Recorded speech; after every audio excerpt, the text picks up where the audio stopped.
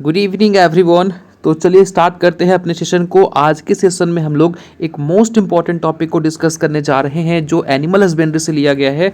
इस टॉपिक को थोड़ा ध्यान से समझना। यहाँ से क्वेश्चन आपके 15 मार्क्स के भी होते हैं, 5 मार्क्स के भी होते हैं, और ये टॉपिक आपके कॉम्पिटिटिव एग्जामिनेशन के पॉइंट ऑफ व्यू से काफ़ी इंपॉर्टेंट है। ठीक है, तो हम लोग का आज का टॉपिक है डिसबर्डिंग या डीहॉर्निंग। ठीक है, क्या आप इसका मतलब समझते हो? डिसबर्डिंग या फिर डीहॉर्निंग का मतलब क्या होता है?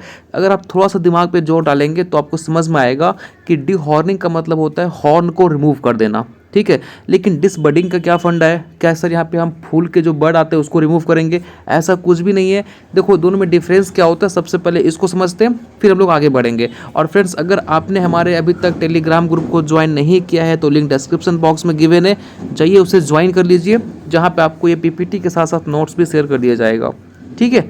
नो फ्रेंड्स, स्क्रीन पे देखिए, आपको दिखाई पड़ रहा है एक काल्फ है। ठीक है, अगर आप ऐसा कभी महसूस किए होंगे, जो काल्फ होते हैं ना, इनके आप स्कल को टच कीजिए जहाँ से इनके हॉर्न डेवलप होते हैं। ठीक है, तो वहाँ पे आपको दिखाई पड़ेगा आफ्टर काल्विंग के कुछ महीने बाद, तो आपको दिखाई पड़ेगा कि यहाँ से कुछ जो हिस्सा है वो उभरा उभरा आपको महसूस होगा।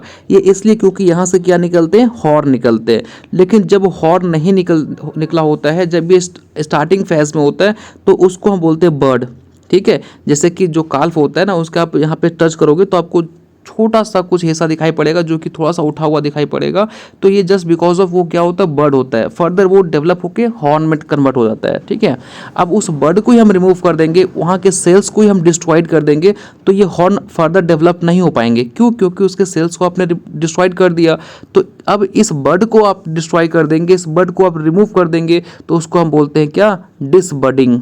ठीक है, बट आपने डिसबर्डिंग नहीं करा, आप उसको बढ़ने दिए, छोड़ दिए, तो फिर फर्दर ये क्या होगा? आगे चल के हॉर्न में कन्वर्ट हो जाएगा, सिंग में कन्वर्ट हो जाएगा। अब आप इस सिंग को काट देंगे, तो अब इस सिंग को काट दिए, हॉर्न को काट दिए, तो इसको कहते हैं हम डीहॉर्निंग। ठीक है, समझ में आ गया? जब आप उसके बर्ड को ही रिमूव कर रहे हो इनिशियल फेज में ही, तो उसको हम डिसबर्डिंग बोलते हैं। जब उसके हॉर्न को रिमूव कर दे रहे हो तो इसको हम बोलते हैं डीहॉर्निंग। ठीक है, अब जरा सा आप दिमाग पे जोर डालिए और सोचिए कि ये दोनों मेथड में से आपको सबसे बेस्ट मेथड कौन सा लगता है? As a animal point of view से देखना है आपको। ठीक है, तो देखिए, अगर आप सही सोच रहे हो कि सर सबसे जो डिफ़िकल्ट, सबसे पेनफुल मेथड जो होता है वो आपका डीहॉर्निंग होता है, क्योंकि इसके सींग को हम काट देते हैं, इसमें काफ़ी ज़्यादा केटल को पेन होती है। ठीक है, बट डिसबर्डिंग में इतना ज़्यादा नहीं पेन होता। तो एक चीज़ आप नोट कर लीजिए कि डिसबर्डिंग के लिए जो ऑप्टिमम पीरियड होता है वो आपका काल्विंग के 15 to 20 डेज़ के बाद। ठीक है, डिसबर्डिंग कर देनी चाहिए। तो याद रखिएगा, सबसे बेस्ट डिसबर्डिंग का जो पीरियड होता है वो काल्विंग के 15 to 20 डे के बाद होता है। ठीक है, समझ रहे हो ना? स्क्रीन पे देखिए, आपको दिखाई पड़ रहा होगा अभी जो मैंने मेथड पढ़ाया आपको, उसी का यहाँ पे डेफिनेशन लिखा हुआ है, इसको आप पढ़ लीजिएगा, पीडीएफ में आपको शेयर कर दूंगा। देखिए, डिसबर्डिंग में हमने क्या पढ़ा अभी कि जस्ट उसके बर्ड को हम रिमूव कर देते हैं। अगर आप इस बर्ड को रिमूव कर रहे हो तो इसको डिसबर्डिंग बोलते हैं, और इस बर्ड को अगर आप रिमूव नहीं करेंगे तो जाके ये हॉर्न में कन्वर्ट हो जाएगा, और इस हॉर्न को अगर आप रिमूव कर देते हो तो इसको हम डीहॉर्निंग बोलते हैं। ठीक है, यही लिखा हुआ है। चलिए आगे देखते हैं। अब हम पढ़ते हैं कि भाई डीहॉर्निंग या फिर डिसबर्डिंग करने का पर्पस क्या होता है। तो इसका पर्पस अगर आप देखेंगे तो सबसे पहला जो बोलता है कि भाई शेड में आप कैटल को कहाँ रखते हो? शेड में रखते हो। तो इस शेड में अगर आप जरा सोचो कि ऐसे एनिमल को आप रख रहे हो जिनके काफ़ी बड़े बड़े हॉर्न हैं, तो क्या ये ज़्यादा स्पेस लेंगे या आपको उससे ज़्यादा स्पेस लेंगे? लेकिन आप जरा खुद सोचिए, उसके हॉर्न को आपने कट कर दिया और फिर आप उस शेड में रख रहे हो, तो एज कम्पेयर टू जिनके हॉर्न है और उसके कंपैरिजन में आप देखेंगे तो ये जो बिना हॉर्न वाले एनिमल हैं वो स्पेस कम लेंगे, क्योंकि इनके पास हॉर्न नहीं है। तो सबसे पहला पर्पस होता है कि उनको ज़्यादा स्पेस मिले। ठीक है, समझ रहे हो? आप हॉर्न काट दिए तो भाई स्पेस बढ़ गया। समझ रहे हो? नो, आगे दूसरा पॉइंट देखेंगे तो इकोनॉमिक लॉसेस। अब आप सोच रहे होंगे कि सर हॉर्न के रहने से इकोनॉमिक लॉसेस कैसे होता है? तो ये आपको देखिए, यहाँ एक कैटल है, ये दूसरा कैटल है, ये दोनों आपस में फाइटिंग करेंगे, या फिर हो सकता है एक आपका कैटल या किसी और कैटल है, ये आपस में फाइटिंग करेंगे, तो एक दूसरे को एक घायल कर लेंगे। जब ये घायल करेंगे तो फिर आपको इसका ट्रीटमेंट करवाना पड़ेगा, और जब आप इसका ट्रीटमेंट कराइएगा तो इसमें क्या होगा? आपको कुछ खर्च करने पड़ेंगे।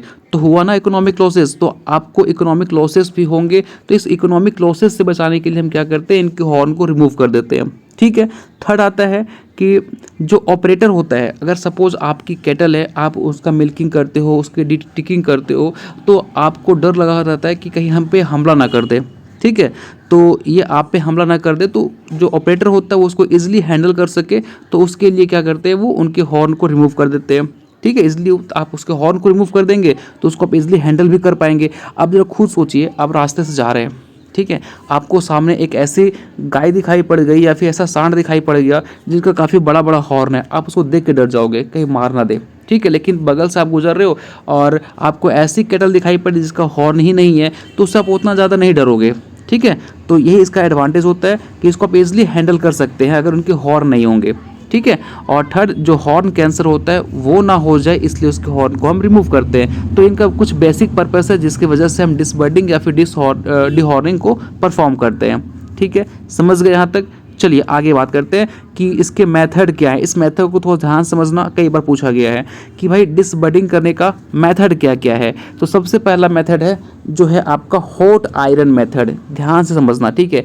यहाँ पे हम क्या करते हैं, देखिए आपको मैंने बताया था कि जब काल्फ छोटा होता है, जो कि मोस्टली काल्विंग के 15 to 20 डेज के बाद इनके आप इस पोर्शन को टच करेंगे ना, इस पोर्शन को जहाँ से हॉर्न निकलते हैं, तो आपको कुछ ये उठा उठा दिखाई पड़ेगा जिसको हम बड बोल रहे थे, जैसे मैंने बताया अभी आपको। तो हम इसको कैसे रिमूव कर सकते हैं, इसको आप काट भी नहीं सकते, तो क्योंकि बहुत छोटे होते हैं, तो हम क्या करते हैं, जो बर्ड के सेल होते हैं ना उसको ही डिस्ट्रॉय कर देते हैं। अब करते कैसे हैं, आप देख पा रहे होंगे कि यहाँ पे ये क्या है, आयरन है, ठीक है। इस आयरन को हम गर्म करते हैं फिर 500 डिग्री सेल्सियस पे, सोच रहे हो 500 डिग्री सेल्सियस पे इस आयरन को हम गर्म करते हैं। और गर्म करने के बाद इसके जो बर्ड पोर्शन है, जहाँ से बर्ड निकल रहा था है ना, यहाँ पे सींग, जहाँ से सींग फिर फर्दर ये सींग निकलेगा है ना, हॉर्न निकलेगा, तो इस पोर्शन पे हम क्या करते हैं, अप्रॉक्स 10 सेकेंड के लिए हम यहाँ पे रख देते हैं, ठीक है।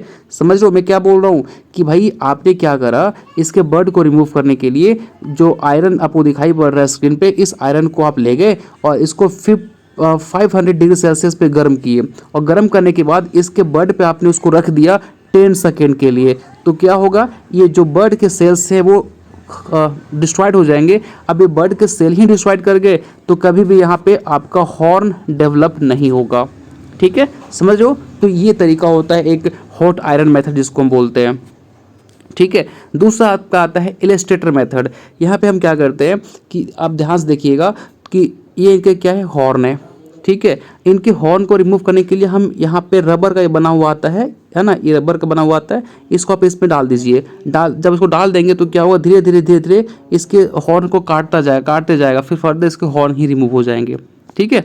और अगर जो काल्फ है, मान के चलिए ऐसा काल्फ है जो कि 3 to 6 वीक का है, ठीक है, उसमें भी आप अप्लाई कर सकते हो। अगर वो 1 साल से 2 साल 3 साल का हो गया, इनके हॉर्न बड़े हो गए, तो इस पर भी आप अप्लाई कर सकते हो, ठीक है ना, समझ रहे हो।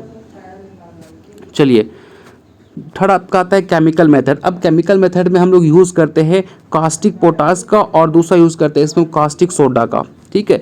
ये दोनों का हम दो केमिकल हैं जिसका यूज़ करते हैं डिसबर्डिंग करने के लिए। अब इसमें क्या करते हैं हम लोग, ये दोनों केमिकल्स को लेते हैं और लेने के बाद इसके जो जहाँ से बर्ड निकल रहा था, यहाँ पे जहाँ से बर्ड निकलेगा, इस पे हम लोग इसको कॉन्टिन्यूस रबिंग करते रहते हैं, कॉन्टिन्यूस, और तब तक करेंगे जब तक यहाँ पे ब्लड ना आ जाए, ठीक है। कॉन्टिन्यूस यहाँ पे हम इसको रबिंग करते हैं कास्टिक सोडा को लेकर, और तब तक करेंगे जब तक ब्लड ना आ जाए। वेरी गुड, आप समझ रहे हो, ठीक है, ब्लड ना आ जाए। अब जैसे ब्लड आ जाएगा दैट मीन्स कि यहाँ का जो सेल है वो खत्म चुका, मर चुका है, फिर यहाँ से हॉर्न डेवलप नहीं होगा, ठीक है। तो ये केमिकल मेथड है।